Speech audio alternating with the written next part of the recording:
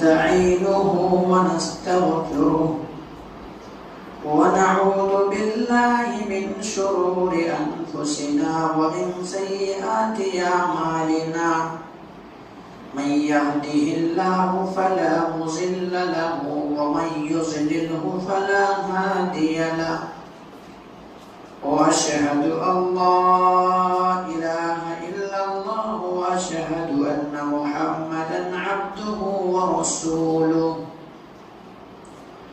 يا أيها الذين آمنوا اتقوا الله حق تقاته ولا تموتن إلا وأنتم مسلمون يا أيها الناس اتقوا ربكم الذي خلقكم من نفس واحدة وخلق منها زوجها وبث منهما رجالا كثيرا ونساء واتقوا الله الذي تساءلون به والأرحام إن الله كان عليكم رقيبا يا أيها الذين آمنوا اتقوا الله وقولوا قولا سديدا يصلح لكم أعمالكم ويغفر لكم ذنوبكم ومن يطع الله ورسوله فقد فاز فوزا عظيما أما بعد فإن خير الحديث كتاب الله وخير الهدي هدي محمد صلى الله عليه وسلم وشر الأمور محدثاتها وكل محدثة بدعة وكل بدعة ضلالة وكل ضلالة في النار فقد قال الله تبارك وتعالى في كلامه المجيد والفرقان الحميد أعوذ بالله من الشيطان الرجيم بسم الله الرحمن الرحيم وقال الله عز وجل الذين آمنوا ولم يلبسوا إيمانهم بظلم أولئك لهم الأمن وهم مهتدون وقال الله عز وجل الذين آمنوا وتطمئن قلوبهم بذكر الله ألا بذكر الله تطمئن القلوب قال رب اشرح لي صدري ويسر لي أمري واحلل عقدة من لساني يفقهوا قولي رب زدني علما رب زدني علما اللهم رب زدني علما سبحانك لا علم لنا إلا ما علمتنا إنك أنت العليم الحكيم لا يكلف الله نفسا إلا وسعها لها ما كسبت وعليها ما اكتسبت ربنا لا تؤاخذنا إن نسينا أو أخطأنا ربنا ولا تحمل علينا إصرا كما حملته على الذين من قبلنا ربنا ولا تحملنا ما لا طاقة لنا به واعف عنا واغفر لنا وارحمنا أنت مولانا فانصرنا على القوم الكافرين. محترم حاضرین جمعہ، دینی اور ملی بھائیوں، عزیز بچوں، پردہ نشین خواتین اسلام، میری معزز اسلامی ماں اور بہنیں، تمام تعریف، حمد و ثنا، کبریائی و بڑائی اس وحدہ لا شریک خالق کائنات مالک ارض و سما کے لیے ہے، جس نے ہم بنین و انسانوں کو اس روئے زمین کے اندر مبعوث کیا، اس روئے زمین کے اندر پیدا کیا، اور پیدا کرنے کے بعد اللہ سبحانہ و تعالیٰ نے ہمیں یوں ہی بلا چوچو چرا بھٹکتا بارہ پر نہیں چھوڑا، بلکہ ہمارے رہنمائی کے لیے، ہمارے رشد و ہدایت کی خاطر 1,24,000 کم و بیش انبیاء کرام کو اس روئے زمین کے اندر مبعوث کیا، اس روئے زمین کے اندر بھیجا، تمام کے تمام نبیوں کے اوپر درود ہو اور تمام کے تمام رسولوں کے اوپر بھی خصوصاً بالخصوص میرے آپ کا آقا جناب محمد رسول اللہ صلی اللہ علیہ وسلم پر اللہم صلی علی محمد وعلی آل محمد کما صلیت علی ابراہیم وعلی آل ابراہیم انکا حمید مجید اللہم بارک علی محمد وعلی آل محمد کما بارکت علی ابراہیم وعلی آل ابراہیم انکا حمید مجید۔ محترم سامعین کرام، میں نے آپ حضرات کے سامنے قرآن مقدس سے دو آیت تلاوت کی ہے۔ پہلی آیت جو آپ حضرات کے سامنے پڑھی گئی ہے وہ آیت سورہ انعام سے ہے اور آیت 80 پر 2 ہے۔ اسی طرح سے آپ حضرات کے سامنے دوسری آیت جو پڑھی گئی ہے وہ سورہ رعد سے ہے اور آیت 28 ہے۔ اس بنا سبب سے آج میں آپ حضرات کے سامنے بیان کروں گا سکون زندگی برباد کرنے والے اسباب۔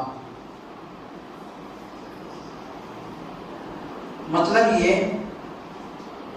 کہ آج دنیا کے اندر ہر کوئی انسان یہی چاہتا ہے کہ ہمیں راحت و آرام والی زندگی میسر ہو، ہمیں سکون والی زندگی ملے، ہماری زندگی جو ہے خوشحالی میں گزرے اور آرام ہماری زندگی میں کبھی بے سکونی نہ ہو، کبھی دلوں میں اضطراب نہ ہو اور کبھی راحت و آرام کے علاوہ کوئی اس بے چینی والی زندگی ہمیں میسر نہ ہو۔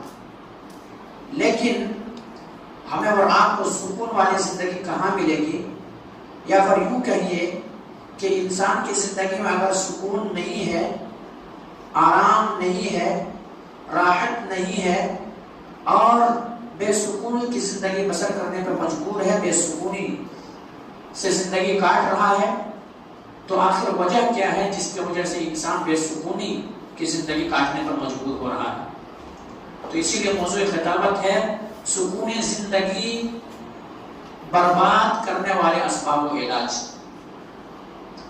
تو میرے بھائیوں، ہمیں اور آپ کو مذہب اسلام ایک ایسا مذہب ہے جو اللہ رب العالمین کا پسندیدہ، اللہ رب العالمین نے مذہب اسلام کو چن لیا ہے اور مذہب اسلام کے علاوہ دیگر مذہب جو ہے وہ قابل قبول نہیں ہے۔ اور مذہب اسلام ایک ایسا مذہب ہے، اس کی خصوصیت یہ ہے کہ اللہ سبحانہ و تعالی ہمیں ہر موقع پر ہر مقام پر گائیڈ کرتا ہے، رہنمائی کرتا ہے کہ ہماری زندگی کس طرح سے ہو، ہم اور آپ زندگی کیسے بسر کریں، زندگی کیسے کاٹیں، یہاں تک کہ اسلام جو ہے، مذہب اسلام، جس اسلام کو ہم اور آپ مانتے ہیں، وہ مذہب اسلام ایک ایسا مذہب ہے کہ یہاں تک کہ پیشاب و پیخانہ کرنے کا بھی طریقہ بتاتا ہے۔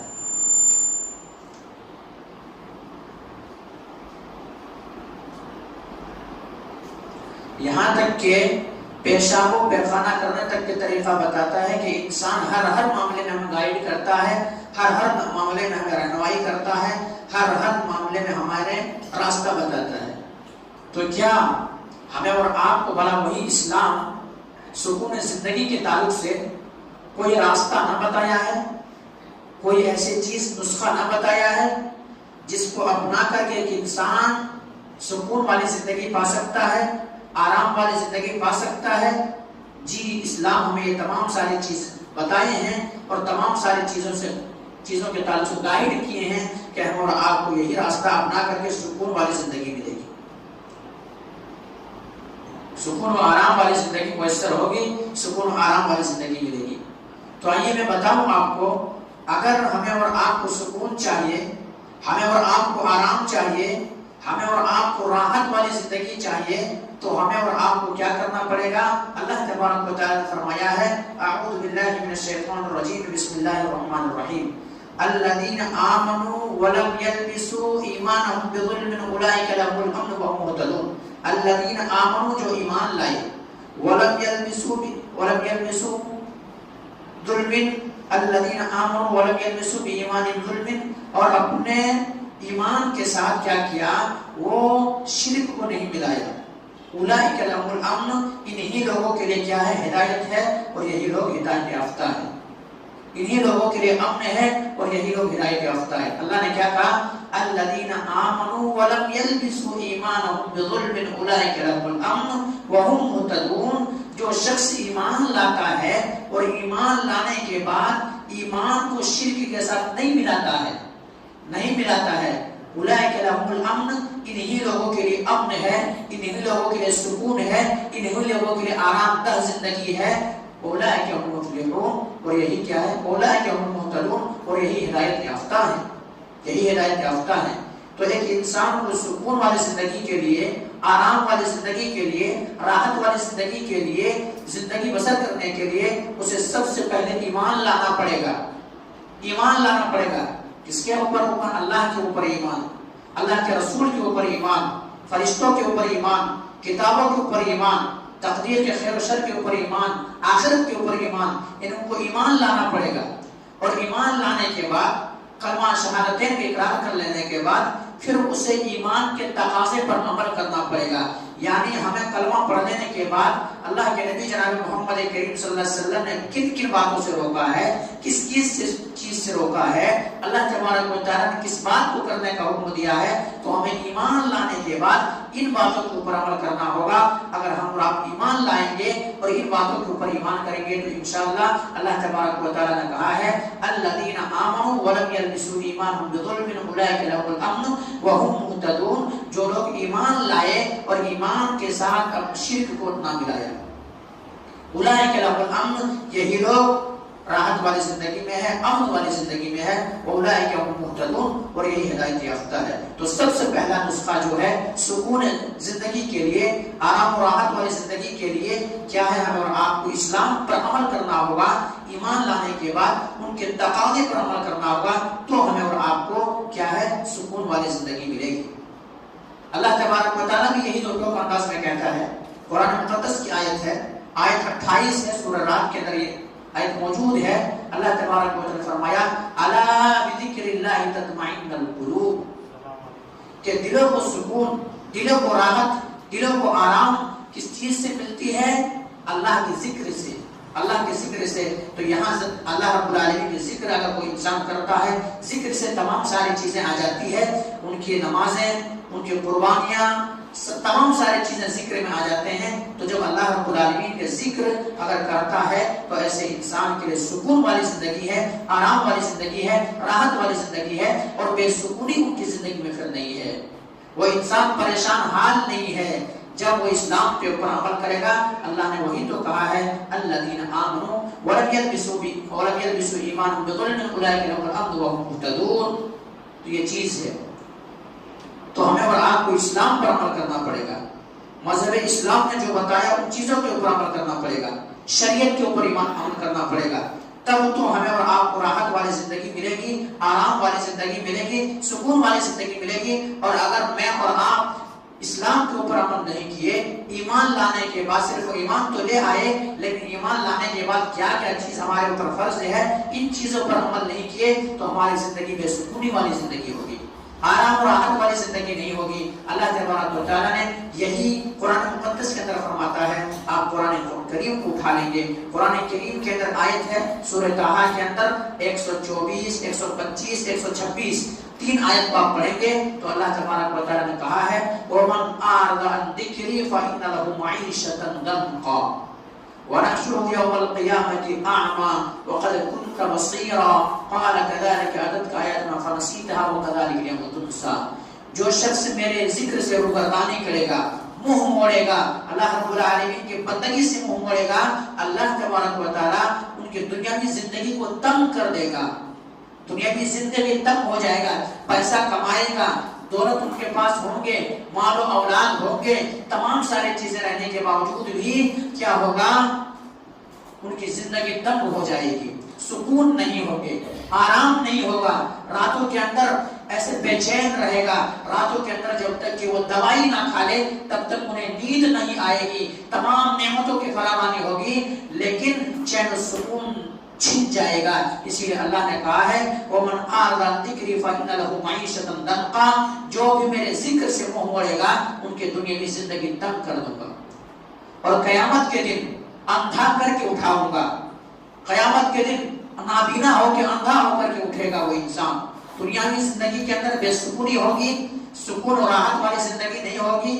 پیسہ ہوں گے، دولت ہوں گے، مال ہوں گے، کماتا ہوگا، بینک بیلنس ہوں گے، پراپرٹی ہوں گے، سب کچھ ہوں گے، لیکن دنیاوی زندگی تنگ ہو جائے گی. کیوں؟ اللہ رب العالمین کے ذکر سے منہ موڑا ہے. منہ موڑا. ومن اعرض عن ذکری فإن له معیشة ضنکا ونحشره یوم القیامة اعمی وقد كنت بصیرا. اور قیامت میں اندھا کر کے اٹھاؤں گا، اندھا ہو کر کے اٹھے گا انسان. وہ انسان اقرار کرے گا، کہے گا اللہ تبارک و تعالیٰ دنیا کے اندر مجھے آنکھیں دی گئی تھی، میں آنکھوں سے دیکھتا تھا، لیکن آج اندھا ہو کے کیوں اٹھ رہا ہوں؟ آج بینائی کیوں چھن گئی ہے؟ آج دکھائی کیوں نہیں دے رہا ہے؟ اللہ اکبر. وہاں پہ جواب دے گا اللہ تبارک و تعالیٰ قال كذلك اتتك آیاتنا فنسیتها وكذلك اليوم تنسى. تمہارے سامنے تم نے میری آیتوں کو بھلا دیا تھا، اس لیے آج میں تمہیں بھلا دیا ہوں. تمہارے سامنے واضح نصیحت کی جاتی تھی، تقریر کیا جاتا تھا، قرآن و حدیث پڑھ کے سنایا جاتا تھا، لیکن تمہارے کانوں میں جوں تک نہیں رہتی تھی، تمہیں بات سمجھ میں نہیں آتی تھی. تم نے قرآن کو بھلا دیا تھا، آیتوں کو بھلا دیا تھا. تمہارے سامنے ذکر کیا جاتا تھا تاکہ ایسا ہو کہ تم ذکر کو سن کر کے، قرآن و حدیث کو سن کر کے ایسا ہو کہ تمہیں کیا ہے، تمہارے ایمان کے اندر بڑھوتری پیدا ہو. لیکن تمہارے ایمان کے اندر کوئی بڑھوتری پیدا نہیں ہوا کرتا تھا، اس لیے آج تم نے اس چیز کو بھلا دیا تھا، اس لیے آج میں تم کو بھلا دیا ہوں. تو میرے بھائیوں، سکون والی زندگی چاہتے ہو، آرام والی زندگی چاہتے ہو، راحت والی زندگی چاہتے ہو، بے سکونی آپ کی زندگی میں ہے، تو آپ کیا کریں؟ آپ ایمان کے تقاضے کے اوپر عمل کریں، ایمان کے تقاضے کے اوپر عمل کریں. اللہ سبحانہ و تعالیٰ نے ہمیں اور آپ کو جس مقصد کے لیے پیدا ہے، اس مقصد کے لیے پیدا کیا ہے، وہ مقصد کے لیے ہم اور آپ جئیں، نہ کہ دنیا کے لیے ہم اور آپ جئیں. مقصد کے لیے جئیں. اور اللہ تبارک و تعالیٰ نے ہمیں اور آپ کو جس بھی اس دنیا کے اندر بھیجا ہے، ہمیں اور آپ کو اس دنیا کے اندر بھیجنے کا مطلب یہ ہے کہ ہم اللہ تبارک و تعالیٰ کو راضی کر لیں، اللہ کو خوش کر لیں، اللہ تبارک و تعالیٰ کی رضا والے کام کر لیں، اور پھر جب دنیا چھوڑیں تو اللہ تبارک و تعالیٰ ہم سے راضی ہو، اللہ تبارک و تعالیٰ ہم سے خوش ہو، اور اللہ تبارک و تعالیٰ نے جس مقصد کے لیے پیدا کیا ہے اس مقصد کے اوپر ہم اور آپ مکمل اترے ہوں، اس پر عمل کیے ہوں، تو ہمارے آپ کی زندگی راحت والی زندگی ہو. تو اس لیے اللہ تبارک و تعالیٰ نے پیدا کیا ہے. تو بے سکونی کا اسباب میں سے ایک سبب یہ ہے کہ اسلام سے دور، شریعت سے دور، مسجدوں سے دور، ذکر سے دور، قرآن کی تلاوت سے دور، یہ تمام سارے چیزوں سے دور انسان ہے، اس لیے ان کی زندگی میں آرام و راحت نہیں ہے. ورنہ اللہ کے نبی جناب محمد کریم صلی اللہ علیہ وسلم کی زندگی میں جب بھی کوئی مصیبت آئی، جب بھی کوئی غم آئے، آندھی و طوفان آیا، کوئی بھی چیز نبی کریم صلی اللہ علیہ وسلم کی زندگی میں آ گئے، دشمنوں کا خوف ہو، کوئی بھی چیز ہو، اللہ کے نبی جناب محمد کریم صلی اللہ علیہ وسلم ایسے گھڑی میں آرام و سکون اس چیز سے حاصل کرتے تھے. اللہ کے نبی جناب محمد کریم صلی اللہ علیہ وسلم کہا کرتے تھے ارہنا یا بلال اقم الصلاۃ، ارہنا یا بلال اقم الصلاۃ، اے بلال آذان کہو، اور آذان کہنے کے بعد میرے دل کو سکون پہنچاؤ. کس سے؟ میرے دل کو آرام پہنچاؤ، میرے دل کو راحت پہنچاؤ. میرے دل کے اندر جو اضطراب ہے، جو مضطرب ہو گیا ہے، دل کے اندر بے سکونی جو ہے، آپ ایسا کرو ارہنا یا بلال اقم الصلاۃ، اے بلال آذان کہو اور میرے دل کو سکون پہنچاؤ. تو یہ چیز ہے میرے بھائیوں، ہم اور آپ چاہتے ہیں کہ ہم اور مسجدوں سے دور ہو کر کے، اللہ رب العالمین کی عبادت سے دور ہو کر کے، اللہ رب العالمین بندگی سے دور ہو کر کے، اللہ تبارک و تعالیٰ جس مقصد کے لیے پیدا کیا ہے اس مقصد کو بھول کر کے سکون والی زندگی ہمیں ملے گی، راحت والی زندگی ہمیں ملے گی، تو ہمیں اور آپ کو یہ زندگی کبھی نہیں مل سکتی ہے، کبھی نہیں مل سکتی ہے. سکون والی زندگی چاہیے، آرام والی زندگی چاہیے، تو ہمیں اور آپ کو مذہب اسلام نے جو طریقہ بتایا ہے، نبی کریم صلی اللہ علیہ وسلم جو طریقہ بتائے ہیں، صحابہ کرام جس طریقے پہ چلے ہیں، اس طریقے پر اگر چلیں گے، نبی کریم صلی اللہ علیہ وسلم کا جو طریقہ ہے اس طریقے کو اپنائیں گے، تب تو ہمیں راحت والی زندگی ملے گی، آرام والی زندگی ملے گی، سکون والی زندگی ملے گی. ورنہ پھر راحت و آرام والی زندگی ہماری زندگی میں نہیں ہوگی. اس لیے اللہ کے نبی جناب محمد کریم صلی اللہ علیہ وسلم کی زبان اطہر سے یہی بات نکلتی تھی ارہنا یا بلال اقم الصلاۃ، اے بلال آذان کہو میرے دل کو سکون پہنچا. آج ہم اور آپ سکون چاہ رہے ہیں اس چیز کو چھوڑ کر کے، آج ہم اور آپ آرام چاہ رہے ہیں اس چیز کو چھوڑ کر کے، تو ایسی چیزوں سے سکون نہیں ملے گا. آج انسان کے پاس مال ہے، دولت ہے، پراپرٹی ہے، صاحب سلطنت ہے، سب کچھ ہے، لیکن آرام نہیں ہے، تو یہی زندگی ہے، کیونکہ اللہ تبارک و تعالیٰ نے فرمایا وَمَنْ أَعْرَضَ عَنْ ذِكْرِي فَإِنَّ لَهُ مَعِيشَةً ضَنْكًا، ہم ایسا کریں گے کہ ان کے دنیاوی زندگی کو تنگ کر دیں گے، خوشحال نہیں رہے گا وہ بندہ، تنگ کر دیں گے۔ تو دنیاوی زندگی ہمارا آپ کی تنگ ہے، تو ہمیں اور آپ کو اگر آرام چاہیے، سکون چاہیے، تو کیا کرنا پڑے گا؟ اسلام نے جو طریقے بتلائے ہیں ان طریقوں پہ عمل کرنا پڑے گا۔ پہلا اصول، پہلا طریقہ، پہلا اصول اور پہلا طریقہ۔ دوسرا، ہمیں اور آپ کو اللہ تبارک و تعالیٰ نے جو دیا ہے، یعنی کام و کاج کرنے کے بعد، محنت کرنے کے بعد، مشقت کرنے کے بعد، کوشش کرنے کے بعد، سب کچھ کیے، محنت و مشقت کیے، جتنا ہونا تھا اتنا کوشش کیے، اب اس کے باوجود بھی ہمیں اور آپ کو جو ملا ہے اس پر صبر کرنا، جو مل گیا ہے اسی پر قناعت کرنا، اسی پہ صبر کرنا۔ ایسا نہیں کہ اب جو ملا ہے، دوسرے جو مالدار ہے اس شخص کو دیکھ دیکھ کر کے، اس کو دیکھ دیکھ کر کے کہ ان کے پاس اتنا جائیداد ہے، ان کے پاس اتنا مال ہے، ان کے پاس یہ چیزیں ہیں، ان کے پاس یہ چیزیں ہیں، پھر ایسا اگر آپ کی زندگی میں ہوگی تو سکون ختم ہو جائے گی۔ کیوں؟ مذہب اسلام ایک ایسا مذہب ہے، سکون دلانا چاہتا ہے۔ اسی لیے اللہ کے نبی جناب محمد کریم صلی اللہ علیہ وسلم نے فرمایا ہے کہ جب تمہیں دنیا دیکھنے کی باری آئے تو ایسا کرو کہ اپنے سے نیچے والے کو دیکھو، اپنے سے نیچے والے کو دیکھو، اور جب آخرت کے معاملہ پیش آئے تو اپنے سے اوپر والے کو دیکھو۔ جب اوپر والے کو دیکھو گے تو نیکی زیادہ کرنے کی خواہش پیدا ہوگی اور دنیا سے بے رغبتی ہوگی۔ دنیا سے کیا ہے؟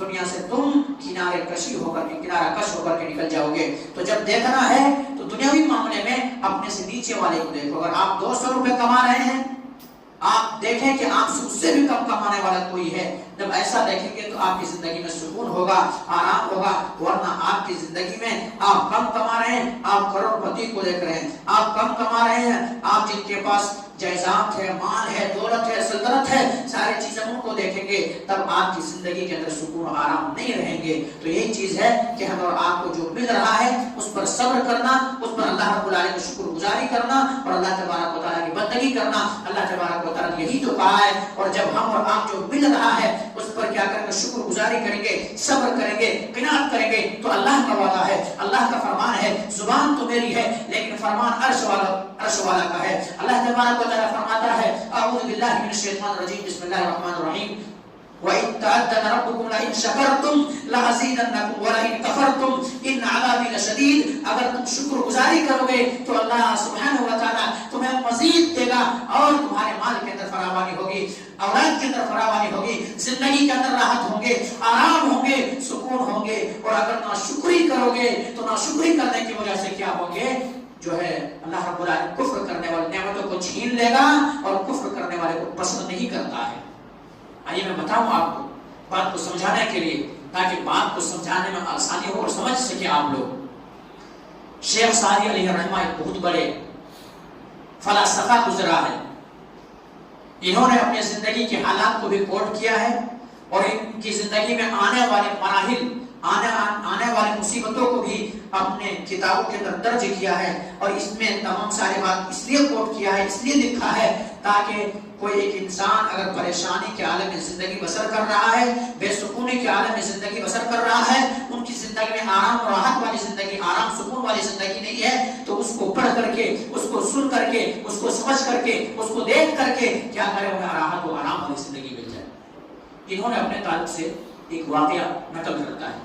واقعہ کیا ہے کہ یہ انسان کہیں سفر میں جا رہے تھے، ساز و سامان ان کے پاس تھے، سواریاں ان کے پاس موجود تھا، تمام سارے چیزیں ان کے پاس تھے، لیکن ہوا کہ کچھ دیر ابھی گزرے ہیں، کچھ دور تک گئے ہیں، ہوا اتفاق سے ایسا کہ چور ان کو چاروں طرف سے اچک لیتے ہیں، گھیر لیتے ہیں، چور کے شکنجے میں آ جاتا ہے۔ چور اس انسان کے تمام مال و اسباب کو چھین لیتا ہے، سواری چھین لیتا ہے، پیسے چھین لیتے ہیں، اور سفر کے لیے جو اخراجات لے کے جا رہے تھے ان چیزوں کو چھین لیتا ہے، یہاں تک کہ جوتے تک چھین لیتے ہیں، جوتے تک چھین لیتے ہیں۔ یہ انسان غریب مارا، اب ان کے پاس کوئی سواری نہیں ہے، پیسے نہیں ہے، دولت نہیں ہے، جوتے تک چھن گیا ہے۔ یہ انسان چلتے چلتے چلتے چلتے دمشق کے مسجد میں پہنچے۔ دمشق کے مسجد میں پہنچے ہیں اور وہاں جا کر کے یہ اللہ رب العالمین کے سامنے گریہ زاری ہوا ہے، سجدہ ریز ہوا ہے اور اللہ تبارک و تعالیٰ کے سامنے دست دعا ہوا ہے، اللہ تبارک و تعالیٰ کے سامنے اپنے دست مبارک کو اٹھا دیا ہے اور اللہ رب العالمین سے دعا کر رہا ہے، اور دعا میں کہیں ناشکری والی چیز ان کے ذہن و دماغ کے اندر آ گیا ہے کہ اللہ تبارک و تعالیٰ میری زندگی اتنا تنگ، میری زندگی اتنی مصیبت سے کٹ رہی ہے، میری زندگی ایسے پریشانی میں کٹ رہی ہے کہ میرے پاس جوتے تک چھن گیا ہے، میں اتنا غریب و کلاش ہوں، جوتے تک میرے پاس موجود نہیں ہے، کھانے کے لیے چیز موجود نہیں ہے، تمام کون سے گناہ میں نے ایسا کیا ہے جس کے عوض میں، جس کے پاداش میں، جو گناہ کرنے کی وجہ سے اللہ تبارک و تعالیٰ یہ مصیبتیں، یہ پریشانیاں، یہ آزمائشیں میری زندگی کے اندر آئی ہے، آخر وجہ کیا ہے، ریزن کیا ہے، سبب کیا ہے، علت کیا ہے جس کی وجہ سے یہ دن مجھے دیکھنا پڑ رہا ہے۔ اللہ اکبر، ابھی وہاں سے دعا کر کے نکلے ہیں، دعا کر کے نکلے ہیں، مسجد کے سیڑھی پہ کیا دیکھتا ہے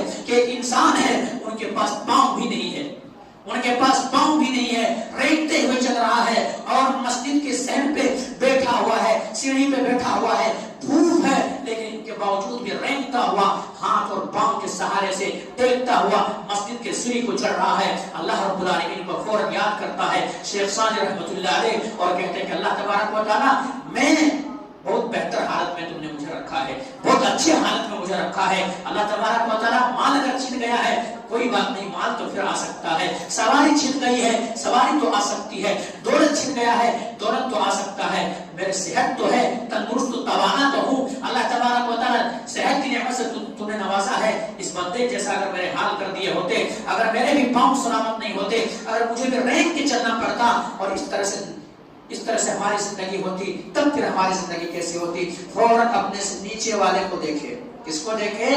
اپنے سے نیچے والے کو دیکھے، اور نیچے والے کو جب دیکھے تو جو راحت والی زندگی ان کی زندگی میں نہیں تھی، سکون نہیں تھا، بے چین ہو رہا تھا انسان اور سکون غائب ہو گیا تھا، تو وہ انسان جب اپنے سے نیچے والے کو دیکھتا ہے، نیچے والے کو دیکھنے کے بعد فوراً اللہ رب العالمین کا شکریہ ادا کرتا ہے۔ اور شکریہ ادا کرنے کا ایک مقصد یہ بھی ہے میرے بھائی، شکریہ ادا کرنے کا سب سے اہم ذریعہ یہ بھی ہے کہ اللہ رب العالمین کا شکریہ صرف اس زبان سے ادا نہ کیا جائے بلکہ اپنے جسم اور اعضاء سے بھی ادا کیا جائے۔ کیسے؟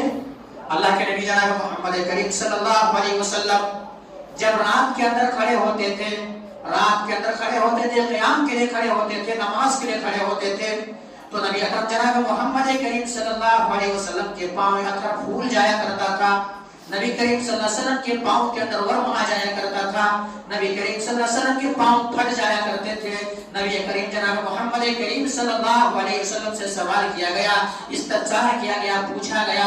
حضرت عائشہ رضی اللہ تعالیٰ عنہ سوال کرتی ہے، پوچھتی ہے کہ اللہ کے نبی جناب محمد کریم صلی اللہ علیہ وسلم، آپ تو بخشے بخشائے ہیں، آپ تمام گناہوں سے مبرہ ہیں، تمام گناہوں سے پاک ہے، اللہ تبارک و تعالیٰ نے آپ کے تمام گناہوں کو معاف کر دیا ہے، لیکن اللہ کے نبی جناب محمد کریم صلی اللہ علیہ وسلم، میرے سرتاج، میرے آقا جناب محمد کریم صلی اللہ علیہ وسلم، آپ بھلا اس طرح سے عبادت کیوں کرتے ہیں کہ آپ کے پاؤں کے اندر ورم آ جاتا ہے، پاؤں سوج جاتا ہے، پاؤں پھٹ جاتا ہے؟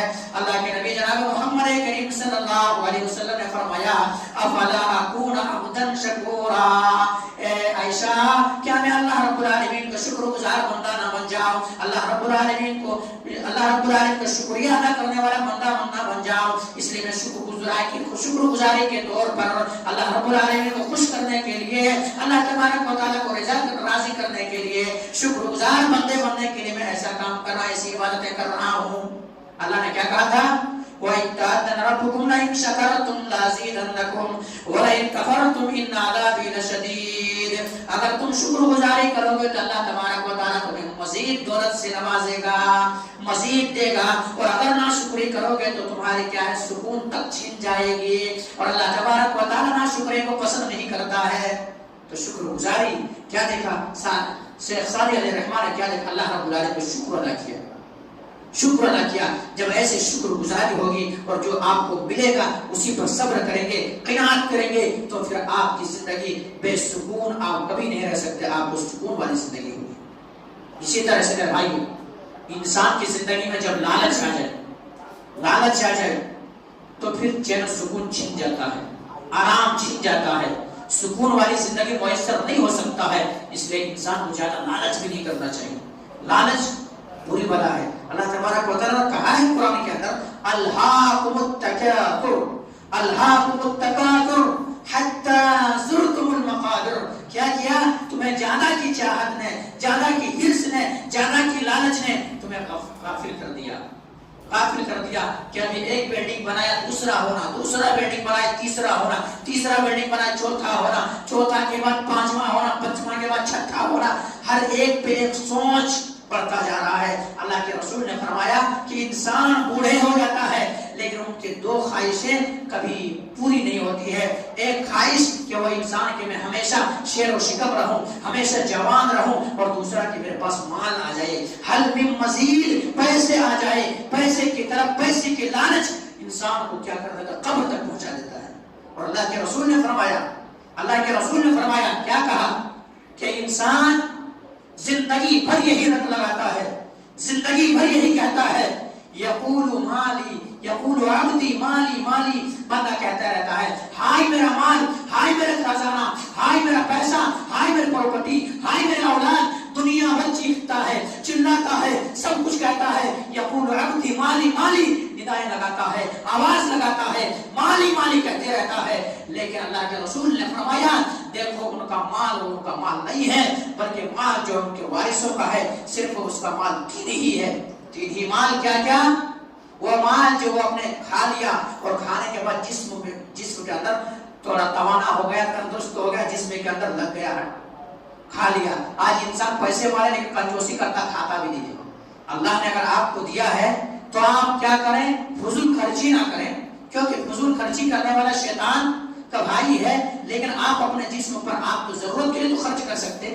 آپ کے پاس دولت ہے، آپ کے پاس سلطنت ہے، آپ کے پاس مال ہے، لیکن پھر بھی بھکاری والی زندگی کھانا کھانے کا کوئی ڈھنگ کا نہیں ہے. تو کیا ہے انسان؟ اللہ کے رسول نے کیا کہا؟ اگر اللہ نے مال دیا ہے تو کیا کیا؟ وہ انسان جو کھا لیا اور آنکھ کو لگ گیا، جسم کو لگ گیا، وہی ان کا ہے. جو پہن لیا اور بوسیدہ کر دیا، سب بوسیدہ کر کپڑے پھاڑ دیا پہن کر کے، وہ ان کے لیے ہے. اور تیسرا جو ان کے لیے ہے جو اللہ کے نام میں خرچ کر دیا. یہ تین چیز ان کے لیے ہے. لیکن زندگی بھر کہتا ہے یقول عبدی مالی مالی، ہائے میرا مال، ہائے میرا خزانہ. لیکن یہ کچھ بھی نہیں ہے بلکہ یہ تینوں چیز ہے. انسان تینوں چیزوں سے روگردانی کر رہا ہے. کھانے کی باری آئی کنجوسی کر رہا ہے، پہننے کی باری آئی کپڑے کی کیا ضرورت ہے، کیا کریں گے پہن کر کے، ایک ہی کپڑے کو بار بار دھل رہا پہن رہا. اللہ نے آپ کو دولت دیا ہے تو آپ ظاہر کریں، اللہ نے سلطنت دیا ظاہر کریں. آپ کو لگے ایسا کہ آپ کے واقعی معاملے میں اللہ نے آپ کو دیا، آپ چیزوں کو ظاہر کریں. پہننے کے معاملے میں بھی یہی معاملہ ہے، بے توجہی ہے. اور اللہ رب العالمین کے نام خرچ کرنے کی باری آئی تو جان نکل جاتی ہے، جان نکل جاتی ہے. جب یہی بندہ جب کہیں چائے کے ہوٹل میں بیٹھتا ہے تو وہاں بیٹھنے کے بعد اگر ان کو سگریٹ اگر 20 روپے کو بھی خریدنے پڑے اور چائے اگر 5 روپے اور 10 روپے کو بھی خریدنے پڑے تو ان کو کم نہیں لگے گا. لیکن مسجد کے ڈبے میں جب دینا ہو تو اس کے وہ 10 روپے بہت بھاری ہو جائے گا ان کے لیے. مسجد کے ڈبے میں ڈالنا ہو تو 10 روپے کے لیے سوچے گا، ایسا جیب سے نکالے گا، یہ بھیا یہ کیسا پیسہ ہے، یہ کیسا ہے. تو یہی ہے اللہ کے رسول نے کیا کہا؟ اللہ کے رسول نے یہی بتایا کہ ایسا ہے کہ کیا کیا جائے. انسان کہتے رہتا میرا مال میرا مال میرا خزانہ، لیکن یہ اس کا نہیں ہے، بلکہ اصل کیا ہے؟ جو کھا لیا اور جسم کو لگ گیا، جو پہن لیا اور وہ سیدھا ہو گیا اور اللہ کے نام میں خرچ کر دیا، وہ ان کے لیے ہے. تو اس لیے میرے بھائی ہمیں اور آپ کو ان چیزوں کے اوپر کیا ہمیں اور آپ کو کیا وہاں پیسہ زیادہ لگتا ہے تو اللہ رب العالمین نے خرچ کیا. اسی طرح سے اللہ کے نبی جناب محمد کریم صلی اللہ علیہ وسلم نے فرمایا کہ انسان جب مرتا ہے تو ان کے ساتھ 3 چیزیں جاتی ہیں، 3 چیزیں جاتی ہے. 2 تو واپس آ جاتی ہے، 1 چیز ساتھ جاتی ہے. 3 چیز کیا جاتی ہے؟ انسان جب مرتا ہے تو ان کے جو اولاد ہے اولاد ساتھ جاتی ہے کندھے، چاہے کتنا بھی نافرمان بندہ ہے، کتنا بھی سرکشی پہ اترا ہوا بندہ ہے، کتنا بھی والدین کی نافرمان بندہ ہے، وہ کم سے کم قبرستان تو پہنچتا ہے، اولاد جاتی ہے. دوسری چیز ان کے مال و متاع جاتے ہیں. مال و متاع بولے تو کوئی چیز یعنی جو گھوڑا کدال یہی سارے تمام ساری چیزیں، جنازے کھاٹ، وہ ساری چیزیں جاتی ہیں. یہ مال یہ 2 واپس آ جاتی ہے، 2 واپس آ جاتے ہیں. اولاد آ جاتے ہیں اور ہاتھ جھاڑتے ہوئے نظر آتے ہیں، ہاتھ جھاڑتے ہوئے نظر آ رہے ہیں، جھاڑتے ہوئے آ جاتے ہیں. سامان بھی لے واپس آ جاتا ہے. ان کے ساتھ جو جاتا ہے اعمال جاتا ہے، بہتر صالح اعمال جاتا ہے. آج ہم اور آپ یہی نہیں کر رہے ہیں. سب کر رہے ہیں اولاد کے لیے اچھے سے اچھے جگہ پہ پڑھانے کی کوشش کر رہے ہیں، اچھا سے اچھا تعلیم دینے کی کوشش کر رہے ہیں، اچھے سے اچھے مستقبل بنانے کی کوشش کر رہے ہیں، چاہے آپ کو مصیبت ہی اٹھانا پڑے، آپ دھوپ کو دھوپ نہیں کہہ رہے ہیں، بارش کو بارش نہیں کہہ رہے ہیں، ٹھنڈی کو ٹھنڈی نہیں کہہ رہے ہیں، اور نکل رہے ہیں کام کاج کے لیے، محنت کے لیے، اور یہ تمام ساری چیزیں اولاد کو بنا رہے ہیں، لیکن آپ کے ساتھ جو جانے والی ہے، آپ کے ساتھ جو جانے والی ہے، اس کے لیے آپ محنت نہیں کر رہے ہیں، قد و کاوش نہیں کر رہے ہیں، اب آپ کے اعمال ساتھ جانے والے اس اعمال کی طرف سے نہیں سوچ رہے ہیں۔ آپ فجر کے لیے، آپ پتھر پھوڑنے کے لیے، بنڈا مارنے کے لیے فجر میں اٹھتے ہیں، اور اٹھنے کے بعد وہ سلسلاتی ہوئی وہ کیا ہے، ٹھنڈی کہ ہاتھ کام نہیں کرتا، کام کرتا ہے، کام نہیں کرتا ہے، اور ان کے باوجود بھی آپ کیلے پکڑتے ہیں، ہتھوڑا پکڑتے ہیں، اور اس میں سراغ ڈالتے ہیں، اس میں مارتے ہیں، کتنے محنت والے کام کرتے ہیں، قد و کاوش کرتے ہیں۔ یہ چیزیں آپ کو میں یہ نہیں کہا کہ آپ محنت نہ کریں، محنت کریں، آپ کے جو محنت ہے واقعی معنوں میں قابل تعریف ہے، واقعی معنوں میں تعریف کرنے والی چیز ہے، لیکن آپ کی زندگی اگر اللہ رب العالمین کی عبادت میں نہیں گزر رہی ہے، اللہ تبارک و تعالیٰ نے جس مقصد کے لیے پیدا کیا ہے اس مقصد میں نہیں گزر رہا ہے، تو آپ بے بس ہو جائیں گے، آپ کے ساتھ کچھ بھی نہیں جائے گا، 3 چیز جائیں گے، 2 واپس آ جائیں گے، آپ کے ساتھ جو اعمال جائیں گے، اعمال تو آپ کی زندگی میں ہے نہیں، آپ کتنا قد و کاوش کر رہے ہیں ان کے لیے، اور وہی چیز اگر آپ کو کہا جائے بھائی آپ ایسا کیجئے کہ 5-10 منٹ کے لیے اللہ کے واسطے ہر کوئی سدھر گیا ہے، پورے اکثر لوگ سدھر رہے ہیں، اکثر لوگ اسلام پہ آ رہے ہیں، اکثر لوگ مسجدوں کو آباد کر رہے ہیں، نمازی بن گئے ہیں، بھائی آپ کیوں نہیں کرتے ہیں؟ تو یہی ہے کہ مولوی صاحب ہم کو کہاں کام سے فرصت ملے تو ہم کچھ کریں نا، کام سے ہمیں فرصت ملے تو کچھ کریں نا، مال و دولت جمع کرنے میں اتنا مگن ہو گئے ہیں کہ ایسا اللہ تبارک و تعالیٰ کا الہاکم التکاثر،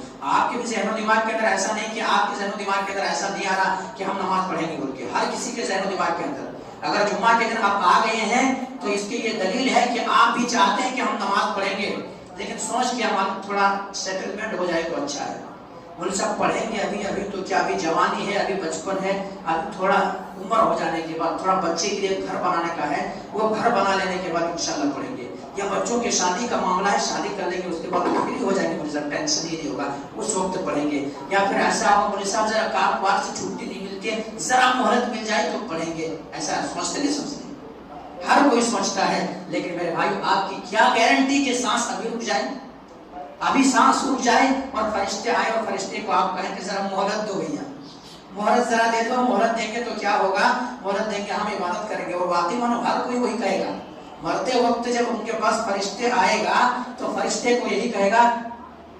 فَأَصَّدَّقُ وَأَكُن مِّنَ الصَّالِحِينَ، کیا کہے گا، ذرا مہلت دے دو، ذرا مہلت دے دو، إِلَىٰ أَجَلٍ قَرِيبٍ فَأَصَّدَّقُ وَأَكُن مِّنَ الصَّالِحِينَ، میں جو بھی کمایا تھا اب تو کماتے وقت تو کہہ رہا تھا کہ میرے بیٹے کا ہونا، میرے اولاد کا ہونا، پراپرٹی ان کا ہونا، ان کا ہونا، لیکن اب مجھے سمجھ میں آ گئی ہے، اب سب سمجھ میں آ گئی ہے، اب آنکھیں بند ہونے والی ہے، اب سانسیں رکنے والی ہے، اب ذرا مہلت دو، جو میں نے اولاد کے خاطر کمایا تھا، اولاد کے لیے جمع کیا تھا، حلال و حرام تک کی تمیز باقی نہیں تھی، اب ایسا کرتے ہیں ذرا مہلت دو، کیا کرو گے مہلت اگر دے بھی لیے گئے تو کیا کرو گے، آخر کس لیے مہلت پوچھ رہے ہو، اس لیے مہلت پوچھ رہا ہوں جو میں نے کمایا تھا سب اللہ کے راہ میں خرچ کر دوں، کیا کہے گا فَأَصَّدَّقُ وَأَكُن مِّنَ الصَّالِحِينَ، میں اللہ کے راہ میں خرچ کر دوں، صدقہ کر دوں اور نیک لوگوں میں سے ہو جاؤں، اب زندگی نے بہت دھوکہ دے دیا ہے، اب دھوکہ نہیں کھاؤں گا، لیکن اس وقت آپ کی زندگی ہو تو صحیح، 1 سیکنڈ ادھر بھی نہیں اور 1 سیکنڈ ادھر بھی نہیں، اس وقت آپ کیا کریں گے، ہاتھ ملتے رہ جائیں گے میرے بھائی، اس لیے کسی نے کیا خوب کہا ہے کہ کیا کیا جہاں سے لے کے صاحب اموال گئے، دولت نہ گئی ساتھ نہ اطفال گئے، یہ دولت یہ اولاد یہ دھوکے ہیں میرے بھائی، اس لیے میرے بھائی سینے پہ ہاتھ رکھیں، سینے پہ ہاتھ رکھیں کہ آپ کو اللہ نے کس لیے پیدا کیا ہے، مقصد حیات کو جانیں، اور جس چیز کے لیے اللہ نے پیدا کیا ہے اس چیز کو اگر ہم اور آپ کریں گے، دنیا کے اندر بھی سکون ہوں گے، دنیا کے اندر بھی راحت ہوں گے، آرام والی زندگی میسر ہوگی، اور آخرت کے اندر بھی ہمیں اور آپ کو آرام اور راحت والی زندگی ملے گی، اور اگر ہم اور آپ اسی طرح سے بے توجہی میں کلمہ تو پڑھ لیے لیکن ان کے تقاضے کے اوپر عمل نہیں کریں گے، شریعت کے اوپر عمل نہیں کریں گے، اللہ تبارک و تعالیٰ جس بات کا حکم دیا ہے اس کو نہیں کریں گے، جس چیز سے روکا ہے اس سے نہیں روکیں گے، تو ہمارے آپ کو پتہ نہیں کب ہمارے آپ کی آنکھیں بند ہو جائے، اور کسی شاعر نے کہا ہے دنیا کتنی عجیب تر ہے، انسان کی زندگانی پانی کا بلبلا ہے، پانی کا بلبلا، سمجھ میں آ رہا ہے، پانی کا بلبلا، پانی جب بارش ہوتی ہے تو ایسا ایک بلبلا چھوڑتا ہے، پھر اس کے اوپر دوسرا بارش ہوتی ہے تو وہ بلبلا پھوٹ جاتا ہے. وہی انسان کی زندگی ہے، پانی کا بلبلا ہے انسان کی زندگانی. اپنی خوشی سے نہ آئے، اپنی خوشی نہ جائے، جو آئے آ کے جائے، جو جائے پھر نہ آئے. یہ حال ہے دعا کا، یہ ریت ہے پرانی. پانی کا بلبلا ہے انسان کی زندگانی. میرے بھائیوں تو یہ پانی کا بلبلا ہے، اس کے لیے ہم کہاں سے کام کر رہے ہیں، کتنا قد و کاوش کر رہے ہیں، کتنا محنت کر رہے ہیں. تو میرے بھائی بڑی درد کے ساتھ، بڑی درد کے ساتھ میں آپ لوگوں سے یہی اپیل کرنا چاہوں گا کہ اللہ کے واسطے آپ جہاں پر کیا ہے ہوٹلوں کو آباد کرتے ہیں، جہاں پہ کام اور کاج کے اڈے کو آباد کرتے ہیں، جہاں آپ دوستوں کے محفلوں کو آباد کرتے ہیں، جہاں شادی کھانے کو آباد کرتے ہیں، جہاں دیگر چیزیں اگر ضرورت پڑے تو اس چیز کو آباد کرتے ہیں، اللہ کے واسطے مسجدوں کو بھی آباد کریں. اللہ کے واسطے مسجدوں کو بھی آباد کریں. اگر مسجدوں کو آباد نہیں کیے تو کل قیامت کے دن یہی مسجد آپ کے خلاف کھڑے ہوں گے، آپ کے خلاف کھڑے ہوں گے. اور پھر آپ کیسے زندگی آپ کو تنگی ہوگی، کیونکہ اللہ نے کہا ہے وَمَنْ أَعْرَضَ عَنْ ذِكْرِي فَإِنَّ لَهُ مَعِيشَةً ضَنْكًا. یہ دنیا کی زندگی تنگ ہو جائے گی. اس لیے میرے بھائیوں ہمیں اور آپ کو جو زندگی اب ملی ہے، جو بھول بھلائیے میں کاٹ دیے، جو ہمارا آپ کی زندگی بے توجہی اور اسی طرح سے بغیر سوچے سمجھے کاٹ دیے، اب جو زندگی ملی ہے اس کو تہیا کریں، اور تہیا کریں، مسجدوں کو آباد کریں، نمازوں کا پابند ہو جائیں. کیونکہ میرے بھائی اگر نماز آپ کی زندگی میں ہے تو انشاءاللہ سکون آپ کے لیے ہوں گے، آرام آپ کے لیے ہوں گے، راحت آپ کے لیے ہوں گے. اور آرام اور آپ کی زندگی میں نماز نہیں ہے تو دنیاوی زندگی بھی تنگ ہے، اخروی زندگی بھی تنگ ہے. تو ہمارا آپ کی زندگی پھر حسرت پڑیں گے، اور وہاں میرے بھائی پھر جہنم کے اندر جائیں گے. کیونکہ جہنم کے اندر جانے کا ایک سبب یہی بیان کیا گیا ہے، سوال کرنے والے سوال کریں گے، پوچھنے والے پوچھیں گے. جنتی جہنم جنت کے اندر رہیں گے، جہنمی جہنم کے اندر رہیں گے. جو نمازی تھے، نماز پڑھنے والے تھے، صوم و صلات کے پابند تھے، شریعت کے پابند تھے، وہ بندہ جنت کے اندر جائے گا تو جہنمیوں سے سوال کریں گے کہ ما سلککم فی سقر، تم جہنم کے اندر کیسے چلے گئے، جہنم کے اندر ٹھکانہ تمہیں کیسے مل گیا؟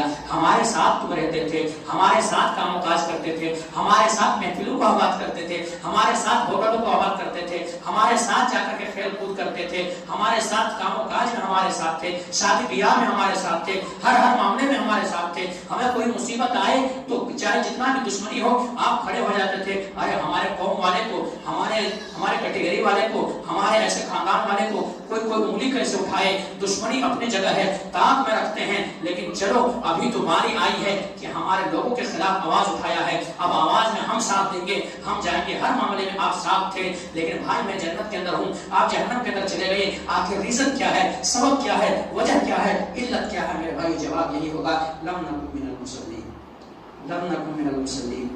ہم نمازی نہیں تھے میرے بھائی، اس لیے جہنم کے اندر چلے گئے. تو میرے بھائیوں ہمیں اور آپ کو جو زندگی ملی ہے اس کو غنیمت جانیں، اور ہم اللہ رب العالمین بندگی میں زندگی کو گزاریں. اگر بے بندگی میں زندگی کو گزاریں تو پھر بڑی افسوس ملنا پڑے گا اور افسوس کرنا پڑے گا. بہرحال باتیں بے شمار تھی، یہیں سے اپنے بات کو ختم کرتا ہوں. اللہ سبحانہ وتعالیٰ سے دعا کرتا ہوں کہ مولا کریم جو بات کہی گئی ہے سب سے پہلے تو ہم اور آپ کو جو ان باتوں کے اوپر اچھی سمجھ کے توفیق دے دے.